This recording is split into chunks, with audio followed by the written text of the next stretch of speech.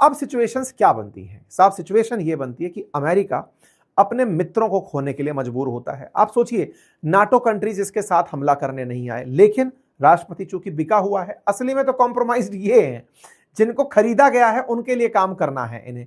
NATO countries साथ छोड़ दिए, यूरोपियन अलाइज इनके साथ छोड़ दिए, और तो और जिनसे $4 ट्रिलियन वसूल कर गए थे ट्रंप हैं, वो तक साथ छोड़ दी। भाई साहब, इन्होंने जो वसूली की थी मई 2025 में, ट्रंप दूसरी बार राष्ट्रपति बनकर जब पहली बार विदेश यात्रा पर आए थे तो सऊदी आए थे, लगभग $4 ट्रिलियन वसूल कर गए थे भाई साहब इस झांकी से, हैं, उन तक को खिलाफ कर दिया। क्यों? क्योंकि अब ये सब लोग मरे पड़े हैं। ये कह रहे हैं कि महाराज आपको इस दिन के लिए दिया था क्या पैसा कि यहां से गोले आकर हमारे ऊपर पड़े, और पड़ रहे हैं।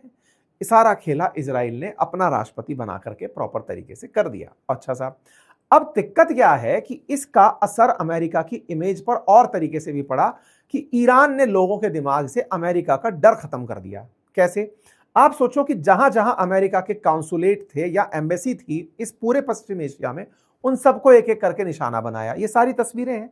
यूएस की तेल अवीव के अंदर अगर है, वहां पर गोला गिरा दिया है। इसके अलावा ईरान का drone US embassy Saudi Arabia में है, वहां गोला गिरा दिया। ईरान ने जहां तहां इन्हें देखा वहां नुकसान पहुंचाने का प्रयास किया, और रही सही कसर स्ट्रेट ऑफ हॉर्मुज से पूरी कर दी। मतलब ईरान, जिसके ऊपर ये डाउट था इजराइल को कि ये न्यूक्लियर बम बना रहा है, उस पर हमला करवा करके इजराइल ने अमेरिका की मजाक बनवा दी।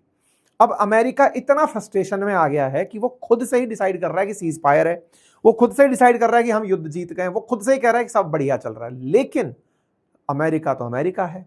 अपनी इतना ह्यूमिलिएशन जब पिछली बार जापान के समय हुआ था तो वहां बम गिरा था, तो कहीं ऐसा तो नहीं कि वो बदला लेने के लिए इस बार स्ट्रेटजी ये अपना ले कि इनके न्यूक्लियर साइट पर हमला कर दो। इसलिए ये सवाल बड़े बन जाते हैं, क्योंकि अमेरिका अभी भी इनके जो सुप्रीम लीडर हैं उनके साथ कोई बातचीत नहीं कर पाया है। सीज फायर खुद की मर्जी से किया है, ईरान का कोई उसके अंदर लेना देना नहीं था। ईरान तो अभी भी यही कह रहा है, अगर अमेरिका कुछ भी गुस्ताखी करेगा तो उसको हमारा भरपूर जवाब दे दिया जाएगा। और तो और इस पूरे कवायद में जब अमेरिका चिल्ला रहा है हम जीत गए, आज की डेट में हाइफा पर हमले होते हुए दिखाई पड़ रहे हैं। लेबनान, ईरान, यमन, इराक से कहां से हुए हमले ये नहीं पता। और रहा सहा कसर जो अमेरिका का फाइटर जेट कैरियर जो जहाज है अब्राहम लिंकन, उस पर क्रूज मिसाइल चलाई गई। बताई, मतलब हद ये है कि ईरान अब वो मिसाइलें जो कि बैलिस्टिक ट्रैक कर लेता है उसके थ्रू ना होकर के पैरेलल जमीन के अपने ब्रह्मोस टाइप की मिसाइलें चला रहा है अब्राहम लिंकन पर, जो इनका एयरक्राफ्ट कैरियर है, और उसको निशाना बनाया जा रहा है। अगर उस पर निशाना वाकई में लगा तो अमेरिका का एक बड़ा नुकसान होगा। कुल मिलाकर जब आप इतने जलील हो रहे हो तो आप क्या कर सकते हैं? इस पर मैंने हालांकि पूरा सेशन आपको एक बार अपने जानकारी दी थी। मेरे सेशन में मैंने कहा था कि जब ईरान इस तरह से अनकंट्रोल्ड हो रहा है, ईरान पावरफुल नहीं हो रहा है, ईरान खत्म हो रहा है, लेकिन अब उसके पास में डरने के लिए या कहीं खोने के लिए कुछ नहीं है। सोमालिया के पास क्या है? किसी का भी जहाज लूट के ले जाता है। ऐसी स्थिति में ईरान अगर आकर बैठ गया है तो उसे खत्म करने के लिए, उसे एक्सट्रीम डर की भावना तक अगर ले जाना हो तो वो एक हमला कर सकता है। ये मैंने अपने सेशन में आपको बताया था। तो ऐसी बात अगर हम अपने सेशन में कर रहे थे और ऐसी ही बात तुरंत फिर निकालकर कुवैत भी कर दे रहा है कि सुनो रेडिएशन फट सकती है, तो ये वाकई में एक चर्चा का विषय है। आप और हमने ये बात ऐसे ही नहीं करी, इसके पीछे की कई चिंताएं थी, क्योंकि इस पूरे क्षेत्र में पश्चिम एशिया में बहुत सारे रिएक्टर्स हैं जहां पर यूरेनियम की वजह से बिजली पैदा होती है। वो रिएक्टर्स इजराइल में भी हैं, यूएई के अंदर भी हैं, तुर्की में भी हैं और इजिप्ट में भी हैं। इजराइल में तो जो नागेव न्यूक्लियर रिसर्च सेंटर है वहां पर माना ही जाता है दिमोना के अंदर कि यहां पर न्यूक्लियर बॉम्ब हो सकता है। और तो और ईरान के अंदर तो दुनिया को पता रख रखा है कि भाई साहब फॉर्दो, नतांज, ये सब वो जगह है, इस्फहान, जहां पर न्यूक्लियर फैसिलिटी है। तो ऐसे में अगर इन क्षेत्रों पर वाकई में वहां बम गिर गया जहां पर न्यूक्लियर मटेरियल उपलब्ध है तो बहुत ज्यादा दिक्कतें ईरान के अंदर खड़ी हो सकती है। और अगर ईरान में खड़ी होती हैं इन शहरों में से कहीं भी, तो आसपास के जो देश हैं उनके अंदर न्यूक्लियर दिक्कतें पैदा हो सकती हैं, नाभिकीय रेडिएशन। आप कहेंगे न्यूक्लियर बम में ऐसा होता क्या है? देखो, वो फटता है तब बहुत सारी एनर्जी बाहर निकलती है, वो तो एक पार्ट है, लेकिन उसके फटने के बाद बहुत सारी रेडिएशंस बाहर आती हैं। वो जो रेडिएशंस है ना, वो जानलेवा होती हैं, लोगों का जान ले लेती हैं। तो असल में अमेरिका अगर इनके न्यूक्लियर साइट पर, और हुआ भी है, 21 जून को इन्होंने इसके फॉर्दो, नतांज, इस्फहान, इन्हीं न्यूक्लियर साइट्स को निशाना बनाया था। ये तो भला हो कि वहां से रेडिएशन बाहर नहीं निकली, क्योंकि उन लोगों ने 80-80 फीट से गहरे गड्ढों में उस पूरे सिस्टम को रखा हुआ है। ऐसे में अमेरिका की मार्च 21 के अंदर भी ऐसी ही स्ट्राइक नतांज न्यूक्लियर फैसिलिटी पर हुई।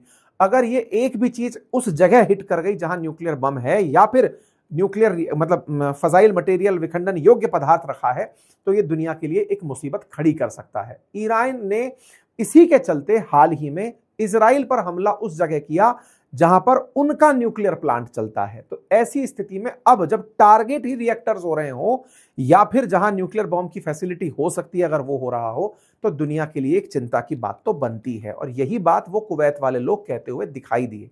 सवाल बड़ा है, अगर साहब ऐसा हो जाए तो क्या होता है? मैंने बताया साहब, नुकसान होता है, अल्फा बीटा गामा विकिरणें होती हैं, सब पूरा शरीर को कैंसरस कर देती हैं, शरीर आदमी बहुत तड़प तड़प के मरता है। इसका मतलब है अगर ईरान के आसपास कुछ भी होता है तो कम से कम 6 से 8 ऐसे देश होंगे पड़ोस के जिन पर रेडिएशन का असर सीधा सीधा देखने को मिल सकता है। हालांकि पाकिस्तान, अफगानिस्तान बहुत पड़ोस में है, साथ में ईरान के समुद्र के जो पानी है, जो फारस की खाड़ी है, जिसको पीते हैं कतर, कुवैत, ओमान और ये सारे के सारे यूएई जैसे देश, उस पानी में अगर रेडिएशन मिल गया तो भी इन लोगों के लिए बहुत बड़ी दिक्कत हो जाएगी। मतलब इन सब के लिए ना केवल हवा बल्कि पीने का पानी भी दिक्कत हो जाएगा। कुछ प्रभाव भारत पर भी इसका पड़ सकता है, ठीक है साहब। लेकिन जब ऐसी बातें हो रही हो तो क्या कोई इसका इलाज है? 2 दवाइयां हैं साथियों, उसके बारे में 13 मार्च को खबर भी आई कि इन दिनों वेस्ट एशिया से उन दवाओं के बारे में जानकारी जुटाई जा रही है। उनमें से एक दवा का नाम है पर्शियन ब्लू। उस पर्शियन ब्लू को भारत के अंदर बनाया जाता है, भारत के अंदर मतलब डीआरडीओ के द्वारा सजेस्टेड तरीके से उसे बनाया जाता है। उस दवाई की मैन्युफैक्चरिंग के लिए 14 मार्च 2023 को भारत के अंदर प्रॉपर तरीके की परमिशन दी गई थी कि बनाया जाए उस दवाई को साहब, क्योंकि न्यूक्लियर रेडिएशन से मुक्ति में काम आती है। वेस्ट एशिया से इन दिनों इसकी डिमांड की, मतलब कि लोग सर्च कर रहे हैं कि भाई पर्शियन ब्लू नामक दवाई अगर हमें मिल जाए तो लोग अभी से रख लें। करती क्या ये दवाई? ये क्या करता है, रेडियो एक्टिव जो पदार्थ है जैसे सीजियम 135, थैलियम, आप जब आपके शरीर इससे प्रभावित होते हैं तो ये दवाई उनको अपने अंदर समाहित कर लेती है और आपके अपशिष्ट पदार्थ के माध्यम से उसे बाहर निकाल देती है। मतलब दवाई के खाने मात्र से आपको रेडिएशन से जो शरीर पर असर हुआ है उस पर आप निपट पाते हैं।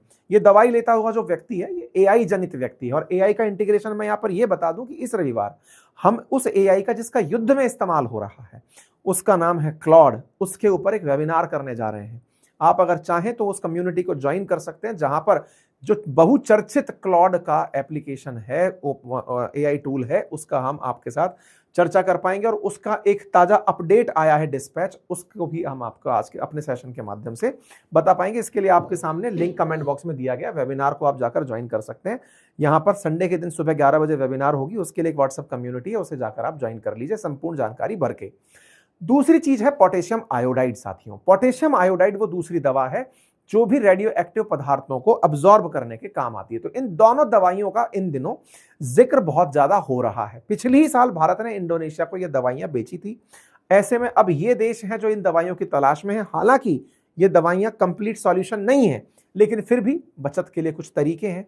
ऐसे में कुवैत का अपने देशवासियों से यह कहना कि थ्रेट नहीं है और डब्ल्यूएचओ का कहना कि वर्स्ट केस सिनेरियो में तो हम सोचकर चलते ही हैं, तो निश्चित ही लोगों के मन में तनाव तो पैदा करता ही है। ऐसे में अगर ऐसी स्थितियां वाकई में पैदा कभी हो जाएं तो साहब क्या करना चाहिए? तो देखिए साहब, खुद मिलाकर बात यह कि रेडिएशन से बचने के तरीके हैं कि आप खिड़की दरवाजे बंद रखें, खुले में ना घूमें, अंडरग्राउंड फैसिलिटीज में खुद को रखें।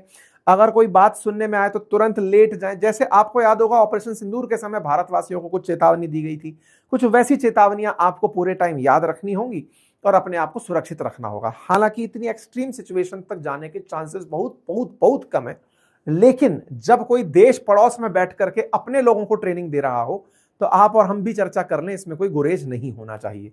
उम्मीद है कि आप इस पूरी जानकारी से संतुष्ट होंगे। आप इस विषय पर क्या सोचते हैं, अपनी राय जरूर कमेंट बॉक्स में रखिए। फिलहाल के लिए इतना ही। चैनल पर नए हैं तो सब्सक्राइब कर लीजिए। आपका समय शुभ हो। बहुत बहुत धन्यवाद।